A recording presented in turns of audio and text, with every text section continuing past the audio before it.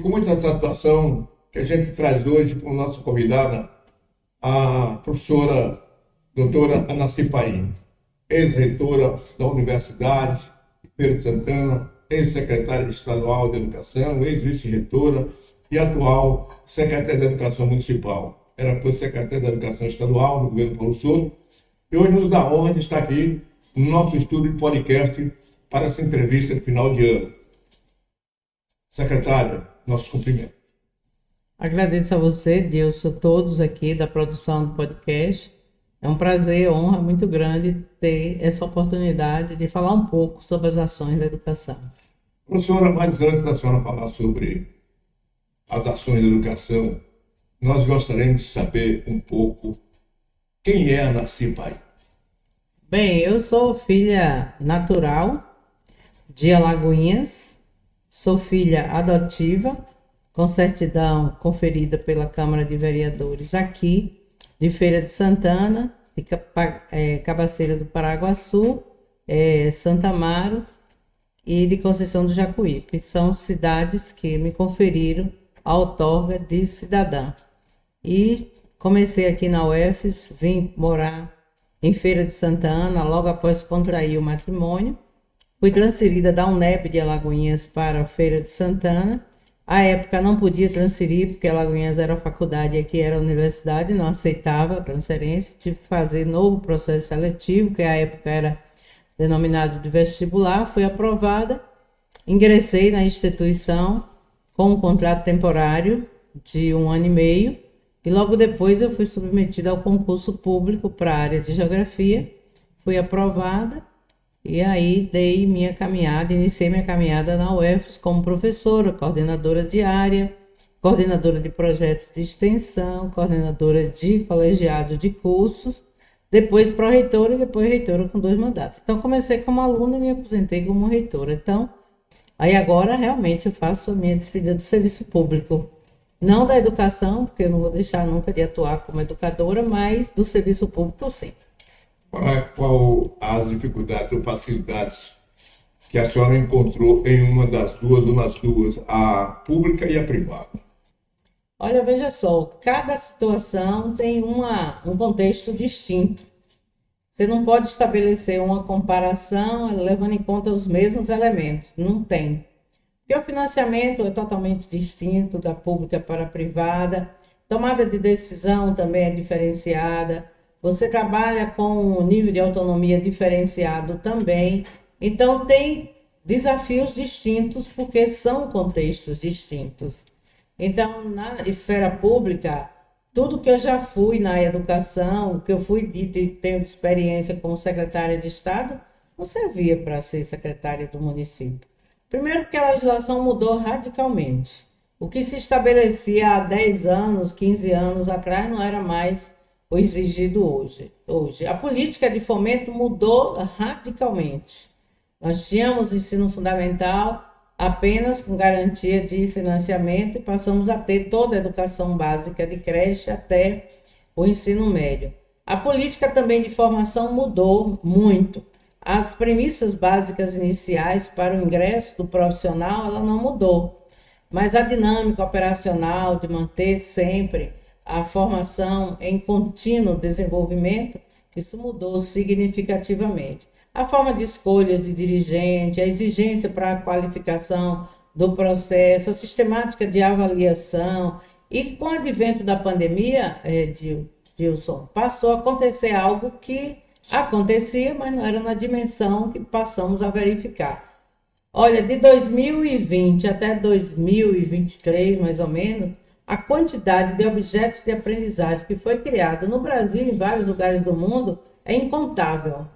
A criatividade, o formato da apresentação, os conteúdos digitais produzidos, a dinâmica operacional, plataformas diversas, mídias interativas diversas, isso funcionou numa rapidez e numa quantidade variada que era impossível de se prever que chegasse a tanto. Decorreu exatamente da dificuldade de ter momentos presenciais e precisávamos desenvolver atividade de ensino em todas as esferas, em todas as etapas, em todos os níveis, e não podia ser presencial. Então, isso demandou uma produção de objetos de aprendizagem variadíssimos e de plataformas também, principalmente esses dois.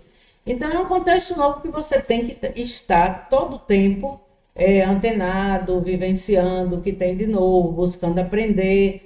E aí realmente difere um pouco. Isso aconteceu tanto na básica como na educação superior, porque até então era comum encontrar a modalidade e também as plataformas no modelo de educação à distância para o ensino superior. Não tinha nada que chegasse próximo para a educação básica. Então, o contexto mudou nesse aspecto nos últimos anos. Na iniciativa privada, ela sofreu essa variação e também teve uma acelerada procura e expansão de modelos dessa ordem, modelos chamados híbridos, que na verdade não são híbridos, modelos ecléticos, vamos assim dizer, variados, presenciais e não presenciais, e aí surgiu de tudo, de bom e não tão bom, e aí surgiram também, ou foram definidas, avaliações que pudessem ser mais criteriosas para validar modelos que passaram a existir.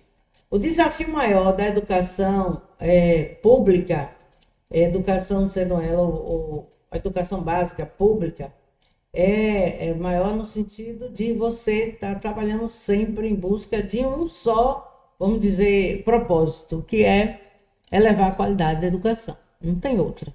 Tudo mais é um conjunto de providências e de ações que vão chegar a um final, que é esse. O que é que nós fazemos e o que queremos?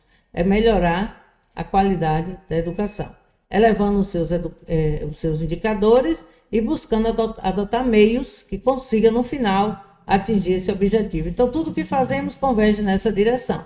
Então, não é uma coisa só. Eu construo muita escola aqui em Feira de Santana, mas não é só a construção de escola que vai levar a uma melhoria dos indicadores. Porque, olha, melhorar a qualidade da educação não se obtém por decreto. O prefeito não vai baixar um decreto, não vai baixar um ato oficial dizendo amanhã, a partir de amanhã, eu quero qualidade em todas as escolas. Você tem que ter ações concretas que, no conjunto, elas possam contribuir para isso. Então, ter uma escola nova, estruturada, adequada, fisicamente, com a capacidade física instalada, com equipamentos, com materiais didáticos, com todo o suporte que é necessário da mediação tecnológica, com o suporte para o aluno, com suprimento de material, tudo isso no conjunto tem uma importância, aliado a professores qualificados, bem formados, que têm a oportunidade dessa qualificação contínua, aliado a diretores que são selecionados com base em critérios de competência técnica, de que tenha compromisso político-social, que tenha também o interesse no trabalho, a disponibilidade. Na verdade, você precisa do conjunto para ter efetivamente a qualidade. Aliado a isso, é preciso que a escola tenha uma comunicação saudável com a família.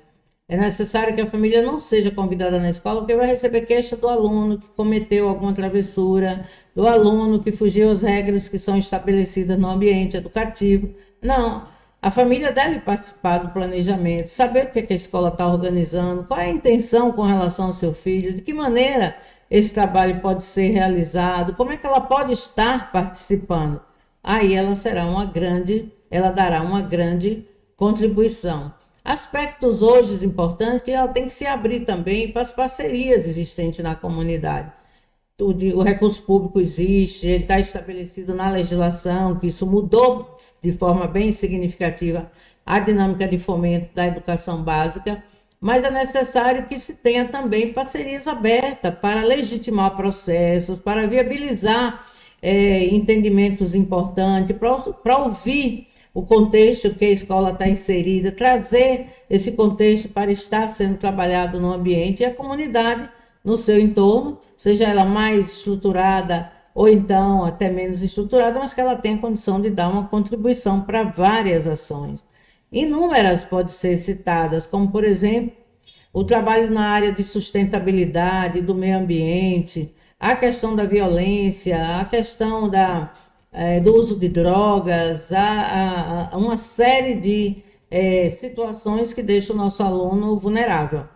Firmando um abraço firme com as famílias e a comunidade e com entidades que podem ajudar bastante, nós fortalecemos a escola, ela tem mais chance de ser respeitada, tem mais chance de ser estável, de ser garantida a sua permanência, ser um ambiente respeitado pela comunidade, não ser um ambiente depredado, atingido, invadido.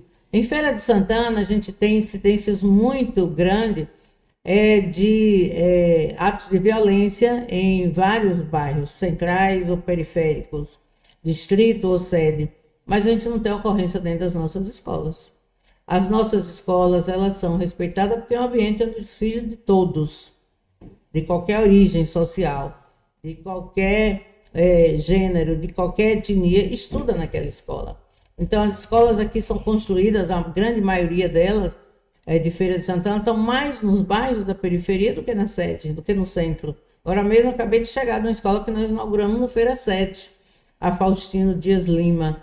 Então, numa área que tem 4 escolas, um quarteirão inteiro do bairro é só com escola pública municipal. E essas escolas, elas têm que ser passado o entendimento de que não é nossa, ela é da comunidade, e a comunidade deve conduzir todas as formas que garantam a permanência desse patrimônio que é dela. E assim, a escola fazendo, quer dizer, a gestão fazendo essa ação ideológica com a família, trazendo a família para participar do planejamento, para conhecer os propósitos, para entender qual é a proposta, para entender como o seu aluno está ali sendo admitido, com certeza essa contribuição ela será fortalecida cada vez mais. O profissional que assume uma gestão pública, ele tem que entender que ele não faz o trabalho, não desenvolve as ações para o seu interesse, faz para o público. Estarei trabalhando até o dia 30 ou 31, se for o caso, com o mesmo propósito, deixar o mais arrumado possível para que o novo colega secretário e o nosso prefeito, José Ronaldo, tenham um ambiente que não haja solução de continuidade de nenhuma ordem. O meu papel é deixar tudo pronto e fazer o melhor para que quem chegue sente na cadeira que está lá pronta, num ambiente maravilhoso, e dando continuidade sem estar com preocupação. Está faltando isso, não foi feito aquilo, não planejou aquilo outro, não. Tudo que compete a mim na condição de gestora em relação ao planejamento, o novo secretário e o prefeito Zé Ronaldo receberá da forma mais organizada possível. Os relatórios prontos, atualização de todas as demandas, reordenamento de matrícula pronto, informações oficiais dos parceiros já confirmado, quem tem interesse de continuidade da parceria, somente firmar o ato seguinte, buscando ter aqui confirmação, como fizemos, de agradecimento a todos os grandes colaboradores, para que eles sejam recebidos agora no próximo governo, também com a mesma intenção e vontade de colaborar. Então, o que fazemos é para o município, para a população e para a educação. E tudo que fazemos tem um aval do prefeito. Nós evoluímos muito na área educacional em Feira nesses últimos 4 anos. Construímos e reformamos e ampliamos 77 escolas. Fizemos o centro aí agora. Uma parte foi iniciada no governo passado e o centro concluiu, e a parte nova foi feita agora, nesses 2 anos, com a sede administrativa da Secretaria de Educação, com o centro de formação de profissionais de educação, que homenageamos Geraldo Leite, o primeiro reitor da UF, e com edifício garagem para 400 lugares. Você chega numa Secretaria de Educação como a nossa, encontra ali naquele quarteirão todo um complexo educacional fantástico. Ali foram mais 3 obras, com as 77 que eu falei antes, são 80, mais 21 quadras que ainda tenho para inaugurar até o final desse mês. Se não for possível inaugurar todas, mas todas estarão prontas. Então, 80 com mais 21, você vai para 101 obras. E ainda contando 2 campos de futebol, que um foi entregue hoje lá no Feira 7, e o outro vai ser entregue amanhã no Diva Matos Portela. Dá 103 obras. Olha, o que acontece muito é o uso excessivo de qualquer coisa. A permanência do aluno em tela não é, do aluno não, de qualquer pessoa humana. A permanência contínua do uso da tela não é recomendável. Celular, computador, Chromebook, tablet. Então, o uso tem que ser com finalidade educativa, sempre com finalidade educativa e também com limites estabelecidos. O tempo de brincar, o tempo da integração com o outro, porque além de ter o uso permanente da tela, que pode trazer prejuízos físicos, tem também a questão do isolamento, do afastamento, da falta de ação integrada. Então, a recomendação ela é muito mais didática e pedagógica do que punitiva. Não é punir porque não pode usar. É saber usar em determinados momentos de acordo com o que é possível de ser orientado nesse sentido. E o benefício ou malefício que traz para a criança, traz para o adulto.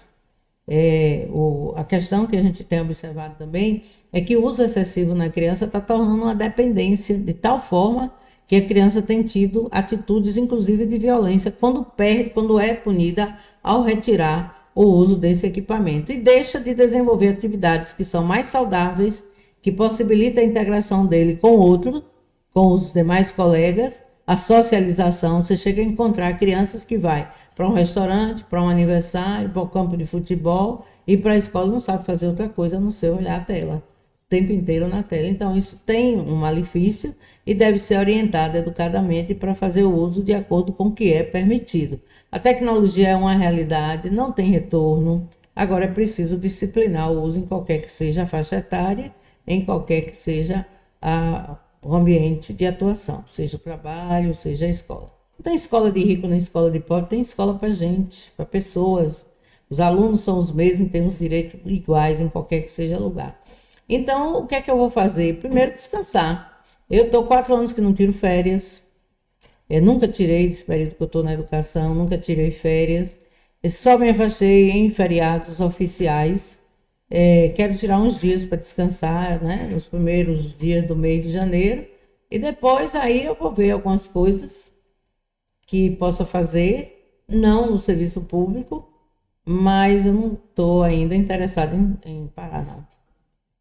O tamanho da educação aqui em Feira supera, exceto Salvador, todos os 416 municípios, 417 com Feira. Tirando Feira e tirando Salvador, os 415 municípios. Feira tem um contingente populacional educacional maior do que a população total de Ipirá, de Santa Amaro. Feira reúne um subsistema urbano regional de mais de 60 cidades, incluindo aí mais de 2 milhões de habitantes. Teria que levar em conta a cidade, o município ou a região. Então, aspectos diversos têm que se levar em conta. Outro ponto, de uma abordagem quantitativa como essa, você vai contrair matrimônio, vai precisar morar numa casa nova, você contrata um engenheiro, um arquiteto, diz, olha, eu quero uma casa com 3 cômodos, ou então 2 quartos, uma sala, uma cozinha, um sanitário, você define o tamanho. Nem um tempo, ele diz, em 6 meses eu lhe dou essa casa pronta. Você 6 meses vai lá, entra na casa, você confere. Tudo que você pediu, você recebeu. A casa está pronta. Educação é uma casa que nunca fica pronta. O que tinha posto ao ano passado atrás, já foram exigidas novas, vamos dizer assim, metas, ou novas exigências foram estabelecidas e inovadas. Até 2010, o cenário da exigência do que se estabelecia para a educação era um diferente de 2020. Antes da pandemia, o cenário era um, pós a pandemia é outro. Então, você, a todo tempo, você tem uma dinâmica operacional de avaliação e de levada, de confirmação de necessidades que varia no contexto, varia com base na legislação estabelecida. Não vai chegar em nenhum tempo que alguém vai dizer tudo que precisava ser feito na educação de Feira de Santana foi. Cumprimos 100%? Não.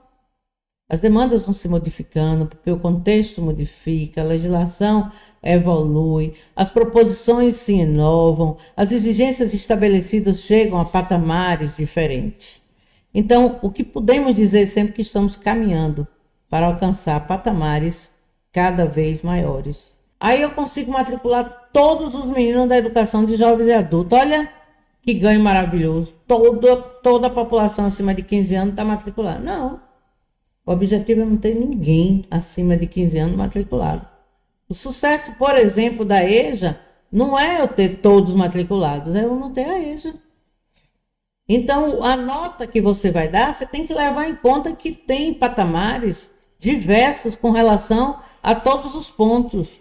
Tem árvore que você cultiva, como a couve, um goento, que você colhe rapidinho em 2 semanas.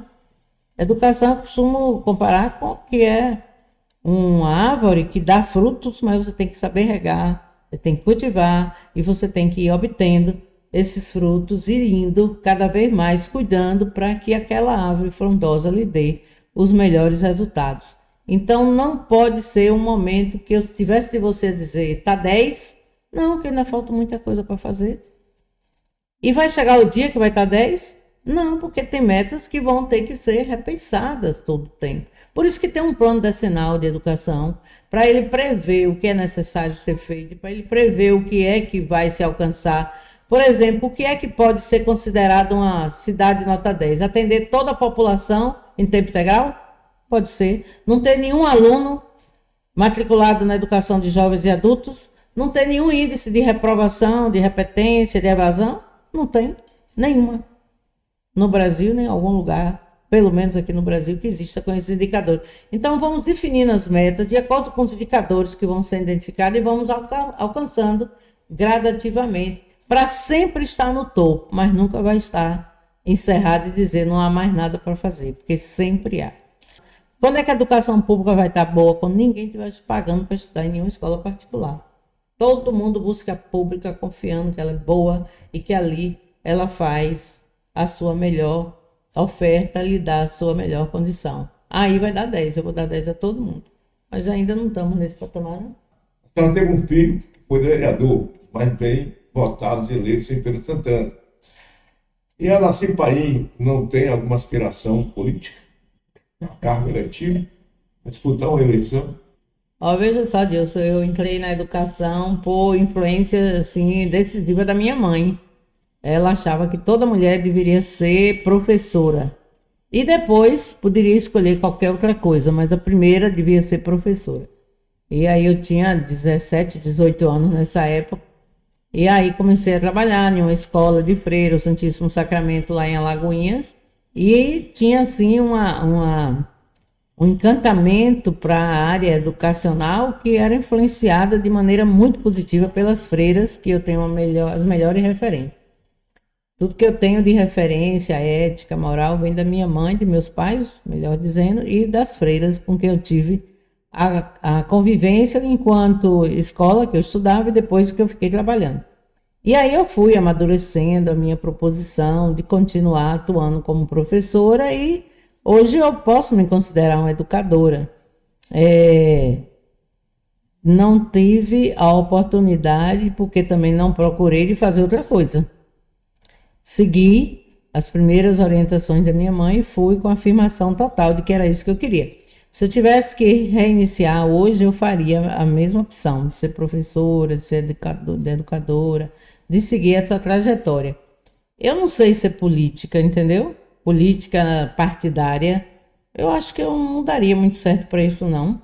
Eu sou mais técnica, eu gosto mais da questão mais técnica.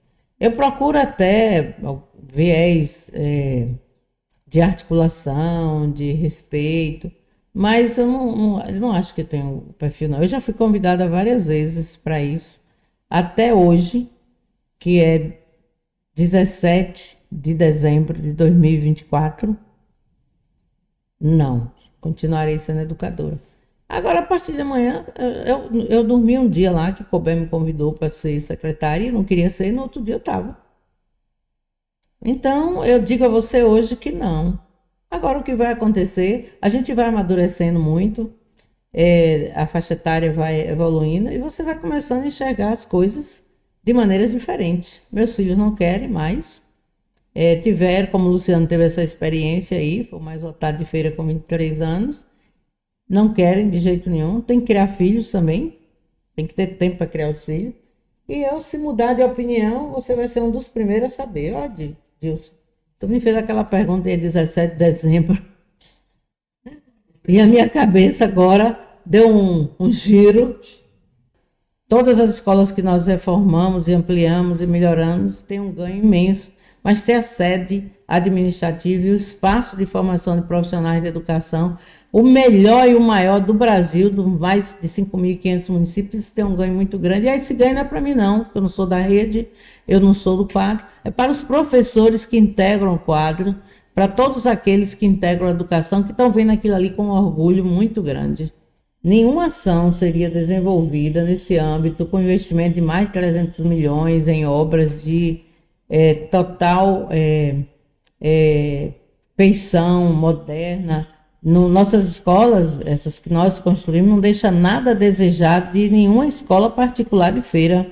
Você pode conferir, vai identificar, verificar que o que eu estou dizendo é verdade, porque tem endereços, e esses endereços estão aí para ver, e foi aprovado pelo prefeito Cobé Martins. Então, essa contribuição vem de um governo que tem um líder aí, que tem um líder que eu respeito muito, que é Cobé Martins. Ele apoiou, com base em toda a argumentação que nós apresentávamos, ele estava ali, vamos fazer, tem que fazer, é preciso ter Chromebook para essas crianças, é preciso ter uma merenda de qualidade, é preciso ter escola de qualidade, e isso é uma decisão do chefe do executivo.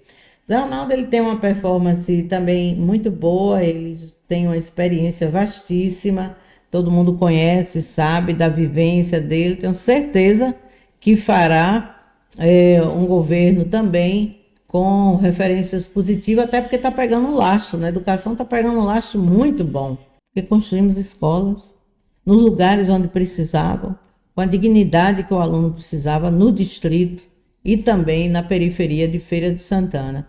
Então, o meu desejo mesmo é de que Feira alcance os maiores e melhores patamares, os maiores e melhores resultados. Acho que ele vai conseguir avançar muito nesse aspecto. É um hospital em construção. Tem que considerar que isso é um aspecto super importante para um atendimento na área da saúde. Tem aspectos inúmeros da própria educação aqui, que eu já citei vários.